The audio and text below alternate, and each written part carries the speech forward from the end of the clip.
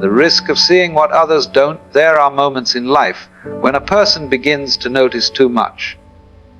Not in the sense of overthinking, but in the quiet realization that you can feel everything others ignore. You walk into a room, and before a single word is spoken, you sense the weight of unspoken thoughts, the tension that hides behind polite smiles, the sorrow that trembles beneath laughter. Most people call this sensitivity a gift. They say it's intuition, awareness, a kind of higher understanding. But what they rarely tell you is that such awareness comes with a heavy cost. It's not dangerous like fire or storm, but dangerous in a quieter, more subtle way. The danger of being too awake in a world that finds comfort in sleep. Look around in any social gathering. You'll see the patterns instantly. The masks, the rehearsed greetings, the endless repetition of "I'm fine," spoken by people who clearly aren't. Everyone plays their part in this invisible theater. Laughter becomes a form of camouflage, and small talk, a way of keeping the truth at bay. But then there's you. You notice what others pretend not to see. You catch the flicker in someone's eyes when their name is mentioned. You feel the energy shift when silence falls. You can tell when kindness is genuine and when it's merely decoration. And here lies the real danger. Once you see behind the act, you cannot unsee it. You begin to move differently. You stop participating in certain games. You no longer laugh when everyone else does, because you can hear the unease beneath their laughter. Your very presence begins to feel unsettling to others, not because you've done anything wrong, but because your awareness reflects what they're avoiding. It's as if your eyes became mirrors, and people glimpse parts of themselves they'd rather forget. Society depends on a shared illusion, a collective dream where everyone agrees not to look too closely. But when someone like you steps outside that dream, the system feels threatened. You've broken character in a play that must go on, and for that you'll often be misunderstood, not celebrated, not embraced, but quietly distanced, politely avoided. Because when you see through the illusion, you remind others that they're living in one, and that's something few people are ready to face. So the first danger of awakening is not madness, it's loneliness. Not because you've lost people, but because you've stepped into a reality that few are prepared to join. The weight of awareness. There was once a woman who began to notice the world in ways that others did not. At first, she thought she was simply becoming wiser, more compassionate, more present, more alive. But soon, her perception deepened beyond what she could control. She saw things beneath things. Every conversation became layered. The words, the tone, the silences in between. She could feel the loneliness behind laughter, the hidden envy behind praise, the exhaustion beneath ambition. What once seemed ordinary now felt unbearably vivid. The world had not changed, only her sight had. And this was the second danger: clarity without distance. When you begin to see too clearly, you start carrying truths that others refuse to touch. She could no longer watch the evening news without feeling the suffering behind every smiling anchor. She could not walk through the city without sensing the quiet despair behind every hurried face. Even joy began to ache, because she saw how fragile it was, how quickly it could be taken away. To others she appeared calm, perhaps even wise. But within her, there was a storm, a constant hum of awareness that never switched off. People came to her for comfort, for her ability to understand things deeply.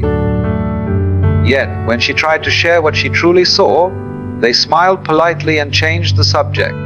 It wasn't that they didn't care. They simply couldn't bear that level of honesty. And so she learned to stay quiet. She laughed when expected, listened when needed, and spoke only in safe fragments of truth.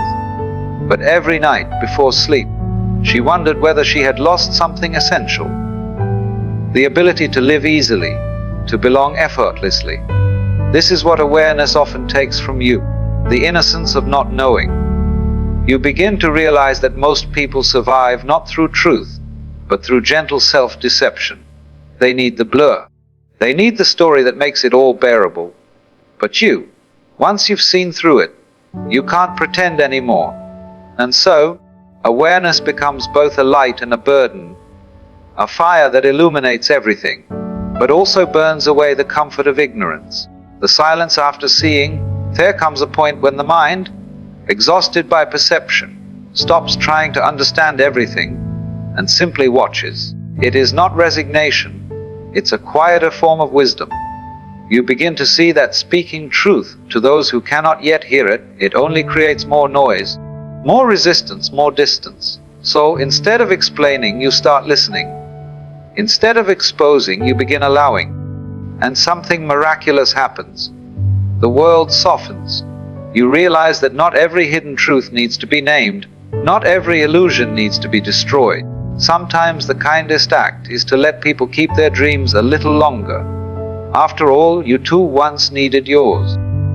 You learn to see the sadness in another's eyes, without rushing to fix it. To witness someone's mask without needing to tear it away. Because you finally understand, the seeing itself is enough. The river clears not by your hands, but by stillness. And so you stop stirring the water. That's when awareness turns into grace. It's no longer a sword cutting through illusions. It becomes a mirror, reflecting everything just as it is, without judgment, without demand. People sense this difference. They no longer feel exposed in your presence, but rather accepted. They open up, not because you force them to, but because they feel safe to. This is the quiet magic of true perception, when your seeing becomes spacious enough to hold others exactly as they are. You no longer carry the weight of saving the world. You realize it was never your burden to bear. Your only task, if you could call it that, is to remain awake, gentle, and at peace with what you see. And in that stillness, you begin to discover a strange kind of joy. A joy not dependent on ignorance, but born from understanding. A joy that whispers, "Nothing needs to be different for you to be free."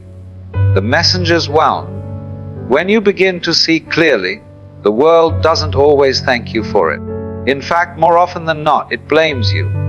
People rarely say it outright, but their eyes will tell you. You've disturbed something they were not ready to face. They will call you names to make sense of their unease. Too sensitive, too dramatic, too negative, too much. It's an elegant defense. Really. Because as long as they can convince themselves that you are the problem, they never have to confront what you reveal. The mirror becomes the enemy. I've seen this play out countless times. The moment someone dares to speak the quiet truth, the room tightens, the laughter fades, and a subtle chill fills the air. Not because the truth was false, but because it was too naked, too real, too soon. So they turn away, and they turn on you. They shoot the messenger to protect the illusion. And that's when the pain of clarity deepens. Because now your honesty feels like a curse. You start to wonder if maybe you are too much, if maybe seeing so deeply was never a gift after all. But listen carefully. This is the oldest trick in the human playbook. Society survives by agreement, not by truth. It is a grand performance, each actor rehearsing their lines so well that they begin to forget it's all a stage. And you, the one who notices the set pieces wobbling, the one who glimpses the wires behind the magic, you threaten the performance simply by noticing. That's why they must turn against you. It's not malice, it's fear. Because your clarity unmasks the fragility of their world, and they would rather call you crazy than admit the stage is made of cardboard. So they label you, dismiss you, silence you. And in doing so, they restore the illusion they depend on. But here's the quiet truth they cannot take from you. The moment you stop defending your seeing, it no longer hurts. Because the wound of the messenger only festers when you expect understanding from those who are still asleep. You were never meant to be believed by everyone. You were meant to see, and to remain gentle in that seeing, even when the world turns away. That's how the seer survives, not by hiding their light, but by no longer demanding that others stand in it. There's another danger that comes with seeing deeply. One quieter, softer, but far more consuming. It's when you begin to feel everything. Not just your own joy or sorrow, but the hidden tremors in everyone around you. A friend's anxiety that they never mention, a stranger's grief that leaks through their polite smile. You don't mean to take it in, but you do. It seeps through your awareness like smoke under a door, and before you know it, you're carrying feelings that were never yours to begin with. You walk into a room calm and clear, and leave with a heart heavy for reasons you can't name. You start to confuse empathy with identity, thinking that what you feel must be what you are. And this is where the quiet unraveling begins, because when you absorb the world too freely, your own edges begin to blur. The line between self and other fades, and soon, you can't tell whether the sorrow in your chest is your own or borrowed from someone else's silence. It's like living in a room filled with echoes, so many voices reverberating that you can no longer hear your own. People often mistake this sensitivity for weakness. They don't see how much strength it takes to feel so much and still remain standing. But the truth is, no one can hold the world forever. Even the most compassionate soul must learn when to put it down. Because if you don't, you begin to disappear, bit by bit, layer by layer, until one day you realize you've been living as everyone's reflection, and no longer remember the shape of your own being. This is not poetry.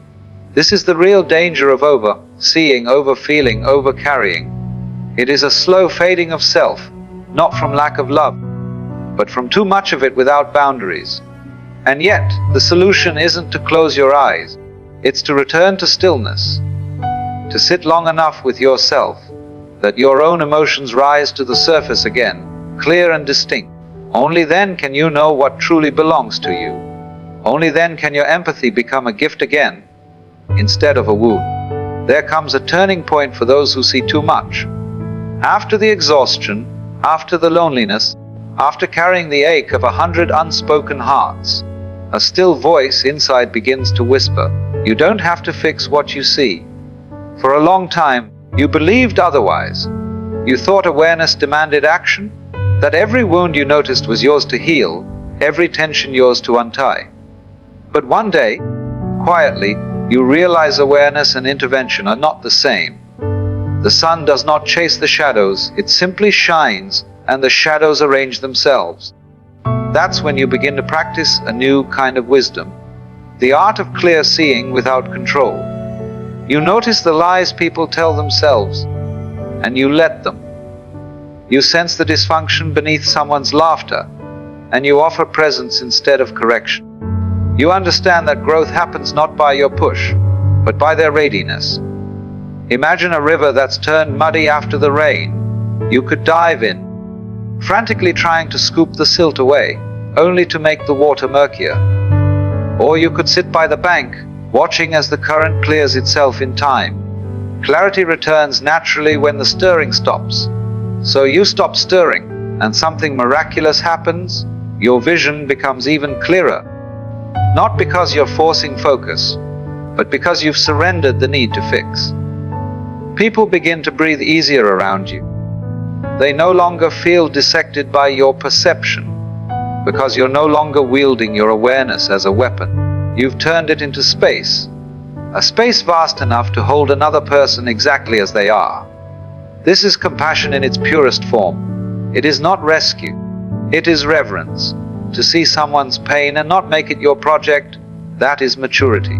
To witness their chaos without needing to impose calm, that is strength.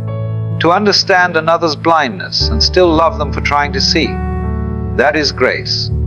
In that state, your awareness stops being heavy. It becomes light, effortless, almost sacred. You realize that the world doesn't need you to fix it. It needs you to be awake within it. And perhaps that has always been enough. There's a quiet strength that grows in those who learn when to step back. After you've seen too much, felt too much, and nearly dissolved in the emotions of others, you begin to understand. Clarity needs space. Not isolation in the lonely sense, but solitude in the sacred one. You start spending time away from the noise, not to escape life, but to return to yourself. Because every mind, like water, must settle before it can reflect the sky again. In that stillness you start to hear your own voice again. Faint at first, like a whisper under the waves, then clearer, stronger, familiar. You realize how long it's been drowned beneath the hum of everyone else's pain. This is how you begin to reclaim what's yours. You sit long enough to tell the difference between empathy and entanglement, between compassion and self-erasure. You start to draw invisible lines, not walls, but boundaries made of understanding. You learn that love without limits is not love at all, it's disappearance. And so you begin practicing a different kind of presence, open but not absorbing, compassionate but not consumed. You can walk into a room full of emotion and feel it wash over you without drowning in it. You can listen to another's suffering without making it your own heartbeat. That is the essence of mastery. To remain sensitive and still stay whole. People will call it detachment, but that's not what it is. It's balance. A steady flame that neither burns itself out nor goes dim in the wind. This is where solitude becomes your sanctuary, not your exile. Because now you understand that being alone does not mean being empty. It means being full of yourself, in the most sacred way. When the world grows too loud, you return to that quiet place within, not to hide from it, but to remember who you are before everyone else's stories began to echo in your chest. And from that center, you step back into the world not as a sponge, but as a mirror. You reflect, but you do not absorb. You see, but you do not drown. When you begin to see the world clearly, the hardest lesson is learning to wait. Not waiting in boredom or frustration, but in reverence. The kind of patience that comes from understanding how slowly truth unfolds. You start to see that awakening cannot be hurried, not in others and not even in yourself. The flower opens when it's ready, not when the gardener demands it. For years, perhaps lifetimes, you may have felt the urge to awaken everyone you love, to show them what you see, to save them from illusions you've already outgrown. But here's the quiet revelation forcing clarity upon someone who still needs their dream is just another form of blindness. People awaken when their pain ripens, when their walls begin to crack on their own. Your task is not to break them open, but to hold the space in which they can finally do it safely. This is the patience of awareness. To know that everything, every illusion, every disguise, every story we tell to protect ourselves has its purpose in the great unfolding. You start to trust the rhythm of it all, that even those still asleep are being gently carried toward their own morning, just as you once were. And with that trust comes peace. You no longer feel the urgency to correct every misunderstanding, to illuminate every shadow. You stop trying to rush the dawn. You simply become the horizon, still present, waiting for the light to arrive in its own time. This patience doesn't make you passive. It makes you wise.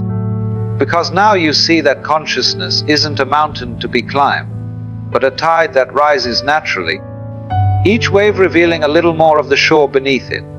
So you breathe, and you let things unfold. You let people discover what they need to, when they need to. And in the meantime, you stay awake, quietly, gently anchored in your own clarity. That's when awareness becomes freedom. Not the freedom to change everything, but the freedom to stop needing to. The gift hidden in the danger. For a long time, seeing deeply feels like a punishment.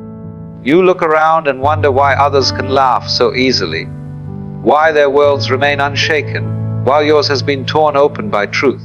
But slowly, almost imperceptibly, the pain begins to change shape. The same sight that once burned your eyes starts to illuminate them. The same truths that once isolated you begin to connect you to everything. You realize that awareness was never meant to wound you. It was meant to refine you. The danger was never in seeing too much, but in trying to carry it all alone. Once you stop fighting what you see, the weight dissolves into understanding. You begin to see beauty where others see only endings, meaning where others see only chaos. You understand that destruction, too, is sacred. That endings are not failures but doorways. What once made you different now makes you whole. Because true sight doesn't separate you from the world, it reunites you with it.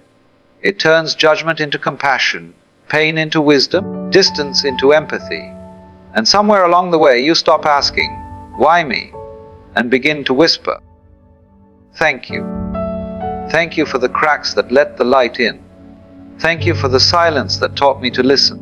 Thank you for every illusion that had to die so something real could live." That's when you realize seeing deeply was never the danger. It was the initiation. Awareness was the flame, and you were the candle learning not to fear burning. Now, when you look at the world, you no longer see brokenness to be fixed, but wholeness unfolding in disguise. The gift hidden in the danger was never power, never superiority, but tenderness. A heart so open it can hold everything without shattering. This is the quiet end of awakening, not triumph, not escape, but peace. The peace of finally seeing clearly and still choosing to love. The return to the ordinary, after all the storms of awakening, after the shedding, the silence, the endless searching. You find yourself right back where you began. In the same room, the same world, the same sky. Only now everything is different. Not because the world has changed, but because you finally see it without distortion. The miracle is not that you escaped life. It's that you fell completely into it. The taste of tea, the sound of footsteps on the floor, the sunlight spilling across an old table. These small, ordinary moments now carry the weight of eternity. You realize enlightenment was never a distant peak, but the ability to be here utterly, completely, without resistance. You stop needing to explain what you've seen. You stop chasing signs and symbols. You stop trying to look spiritual. You just live, quietly, kindly, with the grace of someone who no longer needs to prove anything. People might still not understand you, but it doesn't matter anymore. You don't need to be understood to live in understanding. You laugh more now, not because everything is funny, but because everything is fleeting, and you finally see the beauty in that. You still feel pain, but it moves through you like wind through trees. No longer a storm, just weather. This is what they never tell you about awakening. It ends in simplicity. Not in lightning, not in visions, but in washing the dishes and watching the sunset with quiet awe. The sacred and the ordinary merge into one. There is no longer a line between prayer and breath, between meditation and walking down the street. You become a part of everything, and everything becomes part of you. And in that quiet belonging, you finally understand what it means to be free. Freedom was never about escaping the world. It was about loving it so completely that nothing is left to escape from.